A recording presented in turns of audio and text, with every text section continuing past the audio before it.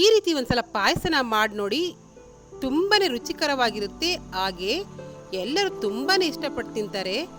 ಇದು ಕಡಿಮೆ ಇಂಗ್ರೀಡಿಯೆಂಟ್ಸಲ್ಲಿ ಸುಲಭವಾಗಿ ಮಾಡುವಂತಹ ರೆಸಿಪಿ. ಇದು ಮನೆ ಮಂದಿಗೆಲ್ಲ ತುಂಬಾ ಇಷ್ಟ ಆಗುತ್ತೆ.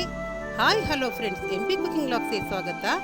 ನಾನಿವತ್ತು ಶಾವಿಗೆ ಪಾಯಸನ ಮಾಡ್ತಾ ಇದ್ದೀನಿ. ಒಲೆ ಮೇಲೆ ಒಂದು ಪಾತ್ರೆ ಇಟ್ಕೊಂಡಿದ್ದೀನಿ. ಇದಕ್ಕೆ ಸ್ವಲ್ಪ ತುಪ್ಪನ ಹಾಕೋತಾ ಇದ್ದೀನಿ.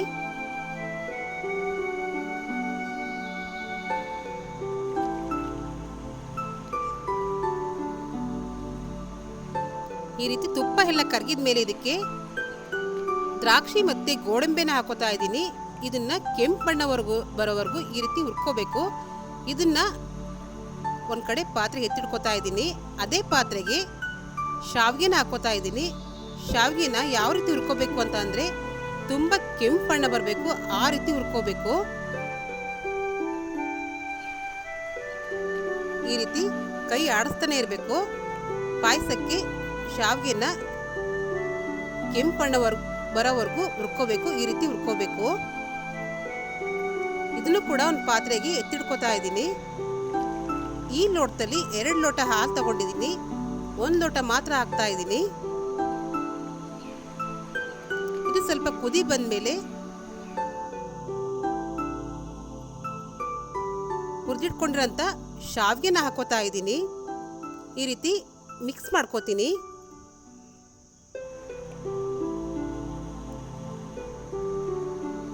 ಇವಾಗ ಇದಕ್ಕೆ ಸಕ್ಕರೆನ ಹಾಕೋತಾ ಇದ್ದೀನಿ. ನನಗೆ ಸಕ್ಕರೆ ಸಿಹಿ ಎಷ್ಟು ಬೇಕೋ ಅಷ್ಟು ಹಾಕೋತಾ ಇದ್ದೀನಿ. ನಿಮಗೂ ಕೂಡ ಸಿಹಿ ಜಾಸ್ತಿ ಬೇಕು ಅಂದರೆ ಸ್ವಲ್ಪ ಜಾಸ್ತಿನೇ ಹಾಕೋಬಹುದು. ಇದಕ್ಕೆ ನಾನು ಬಾದಾಮ್ ಪೌಡರ್ನ ಹಾಕೋತಾ ಇದ್ದೀನಿ. ಇದನ್ನ ಒಂದ್ಸಲ ನೀಟಾಗಿ ಮಿಕ್ಸ್ ಮಾಡ್ಕೋತೀನಿ, ಯಾಕಂದರೆ ಗಂಟಾಗಬಾರ್ದು ಅಂತ.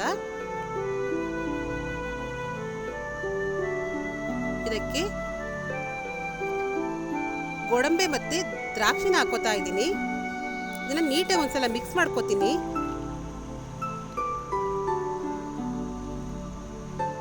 ಇದಕ್ಕೆ ಏಲಕ್ಕಿನ ಹಾಕೋತಾ ಇದ್ದೀನಿ. ಈ ರೀತಿ ರೆಸಿಪಿನ ನೀವು ಒಂದ್ಸಲ ಮಾಡಿ ನೋಡಿ, ನಿಮಗೆ ತುಂಬಾನೇ ಇಷ್ಟ ಆಗುತ್ತೆ.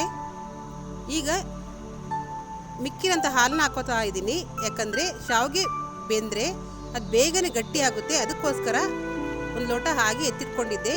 ಈಗ ಅದನ್ನು ಮಿಕ್ಸ್ ಮಾಡ್ಕೋತಾ ಇದ್ದೀನಿ.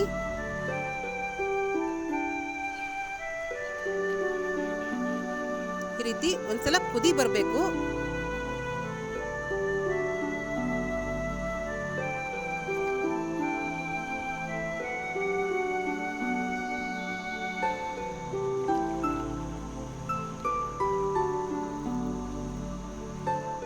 ಇವಾಗ ಪಾಯಸ ರೆಡಿಯಾಗಿದೆ.